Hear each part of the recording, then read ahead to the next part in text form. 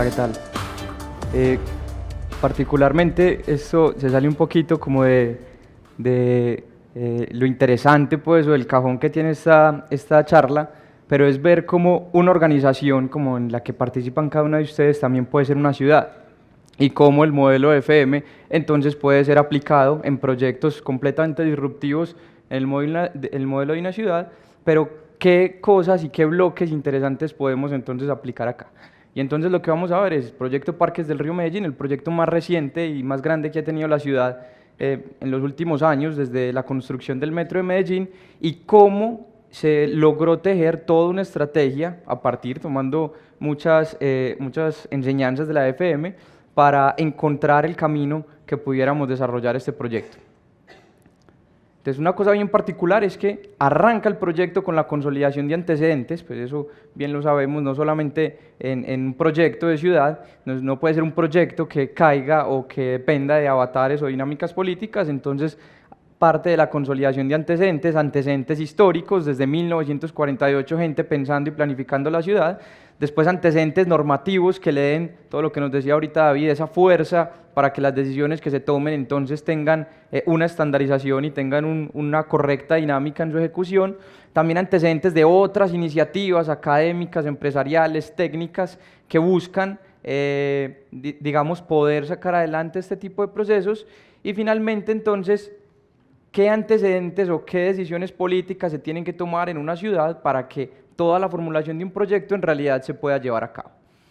Entonces, a partir de esa consolidación de antecedentes de la ciudad, hay que hacer una revisión de nuestro entorno. Entonces, primero una revisión del contexto internacional y qué es lo que está pasando en el mundo. Entonces, hoy nos encontramos que el mundo, de acuerdo pues, a una dinámica de crecimiento acelerado demográfico, hoy tenemos que el 53% de la población del mundo vive en las ciudades.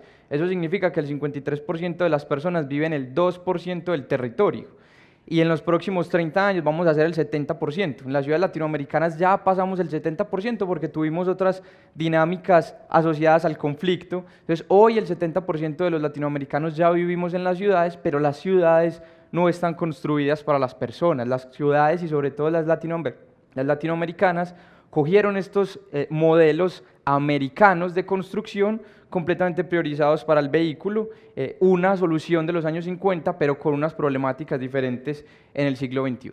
Entonces, arrancamos en esa consolidación también del contexto internacional y encontramos 53 proyectos en el mundo muy particulares, donde tenían dos temas principales. Uno, cómo se le devuelve la ciudad a los habitantes y dos, cómo se recuperan las fuentes de agua de cada una de las ciudades. Históricamente las ciudades se fueron asentando y fueron creciendo alrededor de sus frentes de agua. Vamos a pasar unos ejemplos en cada una de las latitudes. Esto es Seúl, una ciudad parecida topográficamente a Medellín, en el sentido que es un valle no tan pendiente, con un río que lo atraviesa en la mitad. Un modelo de los años 50 canalizó el río principal, puso una autopista y después una autopista de segundo piso. Un modelo americano que fracasó completamente, donde si tú construyes más vías, induces la demanda de más vehículos, pues entonces nunca van a caer los vehículos. Se cambia toda la estrategia por un proyecto completamente urbanizado, llevado a la escala humana, de recuperar la quebrada y cambiarlo por el hábitat pues, de todas estas personas. Madrid es un contexto muy diferente. Madrid es una almendra rodeado por autopistas o circunvalares. Esta era la M30, la ciudad ya pasó después de la M30 en su consolidación y entonces se construye todo el soterrado de la M30, todas estas vías entonces pasan a ser túneles y este sector, que era un sector periférico de la ciudad de Madrid, pasa a ser un lugar bien exclusivo de todo un tema de desarrollo urbano. Y nos vamos acercando un poquito al tercer mundo. Esto es en Brasil. En Brasil, su frente de agua, pues el mar, toda la zona portuaria, también era la zona histórica que se llama Puerto Maravilla, un segundo piso que degradó y separó entonces la vida cotidiana con la vida marítima. Se toma la decisión de implotar este segundo piso y hacer todo un desarrollo urbano alrededor entonces de su frente de agua. Otras iniciativas un poquito más livianas, Times Square en Nueva York y unas autopistas antiguas alrededor del río Sena. Pero resulta que en Colombia también estaban pasando estas cosas. Esto es un proyecto en Santiago de Cali, una avenida muy concurrida, la avenida Colombia, y aquí hay una cosa bien particular. Cuando el vehículo tiene el protagonismo, entonces el peatón se tiene que incomodar para cruzar de un lado a otro de la ciudad, y esto es como cambia la prioridad del espacio de una ciudad, y entonces cómo le podemos dar valor a cada uno de los espacios, como la charla que veíamos al principio, pero llevándolo a una escala muchísimo mayor, que es una escala de ciudad. Y esto es Cartagena.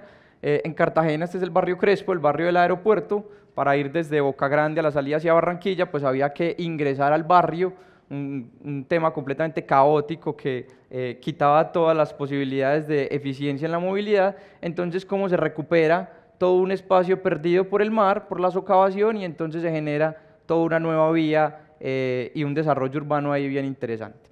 Entonces, con ese contexto, digamos, del entorno de lo que estaba pasando, entonces teníamos que revisar el contexto de nuestro territorio y encontramos una cosa bien interesante. Pues nuestra locación nos lleva a analizar lo que está haciendo el país y lo que está haciendo el país en materia de infraestructura vial. Estas son las autopistas de la prosperidad y llegan a Medellín haciendo como que Medellín se convierta en la cruz que falta para armar el rompecabezas de esas autopistas de la prosperidad, que es el proyecto de competitividad más grande que tiene Colombia en este momento. Entonces eso le da un factor adicional que se tiene que tener en cuenta a la hora de plantear cualquier proyecto de la ciudad.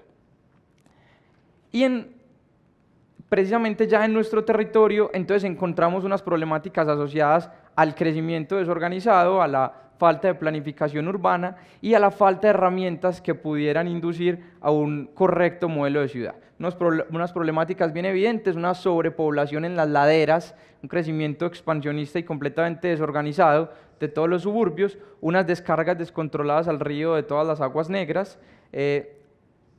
digamos una carencia de puentes que comuniquen el lado occidental con el lado oriental de la ciudad. Entonces, para los que no son de la ciudad, Medellín es un valle muy estrecho, un valle que tiene un río que lo atraviesa por la mitad y lo divide en dos. Básicamente la mitad de la ciudad vive en el occidente, la mitad de la ciudad vive en el oriente. Y solamente hay un puente completamente peatonal que no se puede usar porque está encerrado por las autopistas.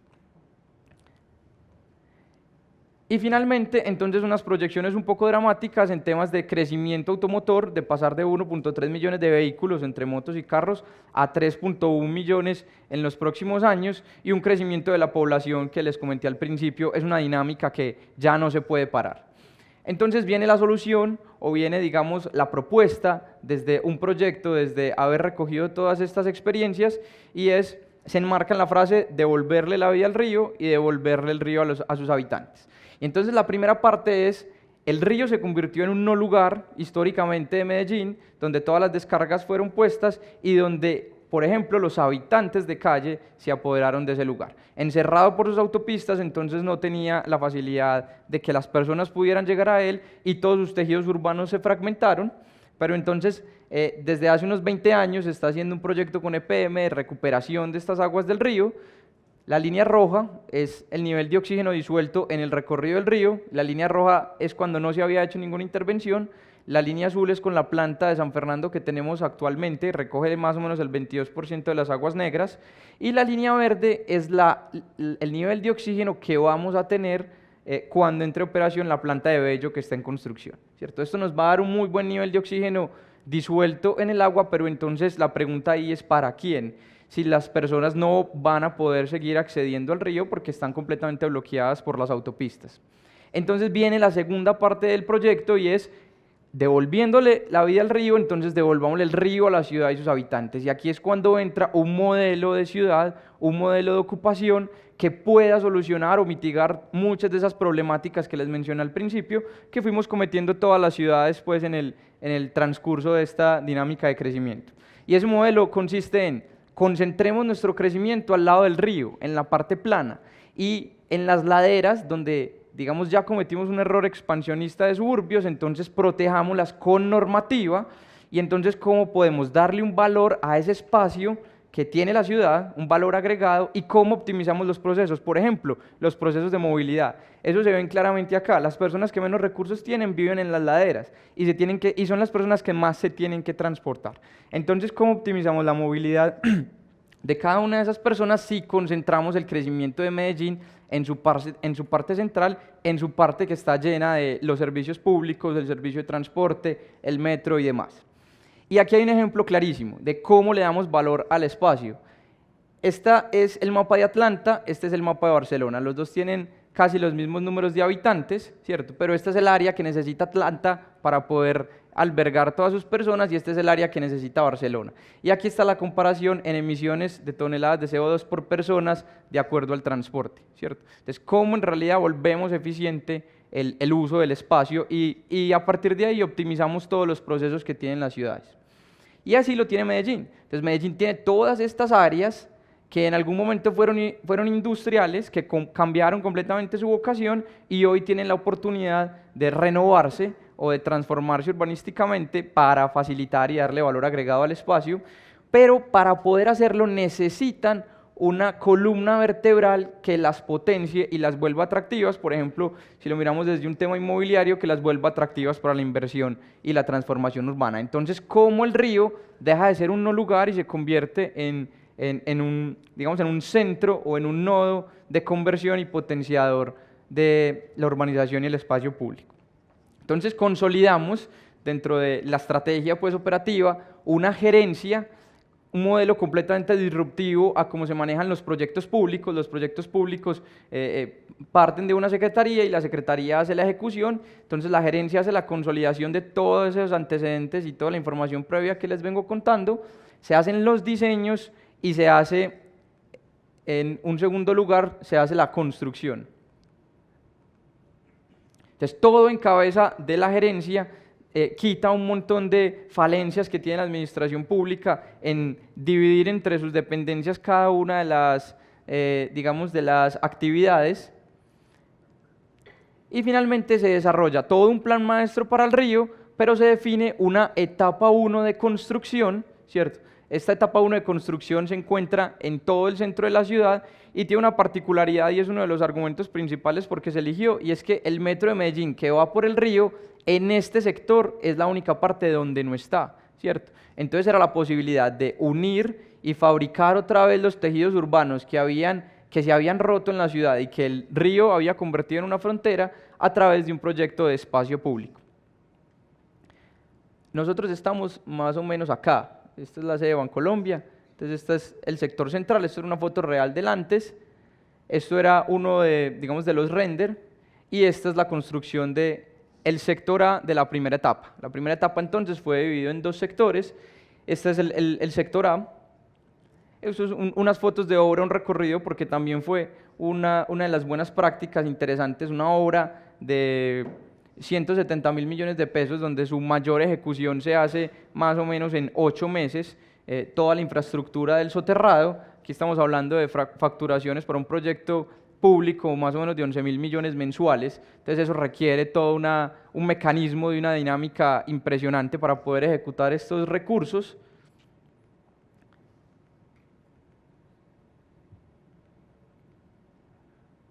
Y este entonces es el parque que hoy tenemos, ¿cierto? Algunos de los renders del espacio público, bueno, los renders y las fotos reales.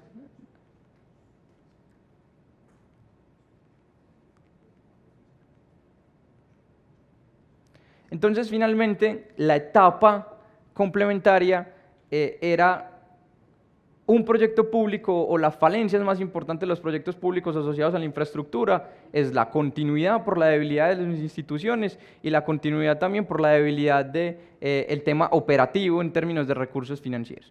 Pero entonces, a partir de todo lo que les conté, de todo el valor agregado que puede generar un proyecto como estos en la ciudad, entonces se genera una institución que fuera lo suficientemente fuerte, lo suficientemente robusta para tener el músculo financiero y operativo de poder ejecutar este proyecto, pero adicional para que lo hiciera de manera dinámica y no dependiera pues, de los temas públicos, ¿cierto?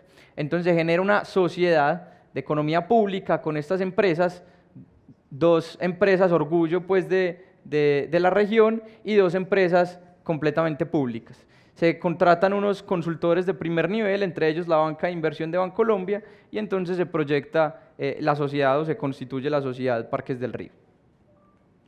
Finalmente, entonces, en lo que estamos hoy es Corporación Amigos de Parques del Río, como una estrategia para no perder debido a las dinámicas públicas normales, no perder todo eso que se construyó en lo público. Ustedes saben que el tiempo de vida en lo público son 4 años, entonces cada que hay 4 años se pierde completamente todo lo, digamos, todo lo que se construyó.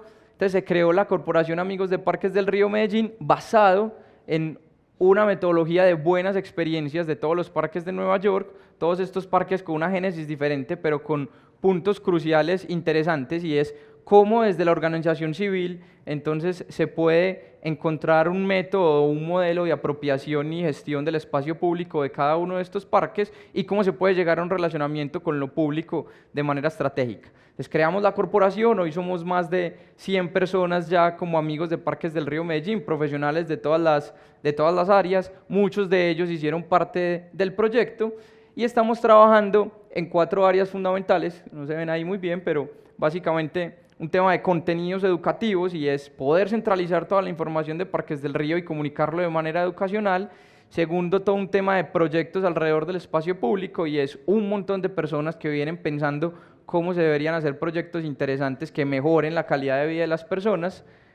Un tema de investigación académica, y es el proyecto debe seguir investigándose y estudiándose, pero con un rigor académico. Entonces, cómo involucrar las universidades y los institutos pues en esta tarea. Y un tema de comunicación y agenda, y es lograr centralizar todas las comunicaciones de lo que pasa realmente en Parques del Río y cómo se consolida una agenda completa de ciudad alrededor de este espacio público. Y ya, muchas gracias. Esa era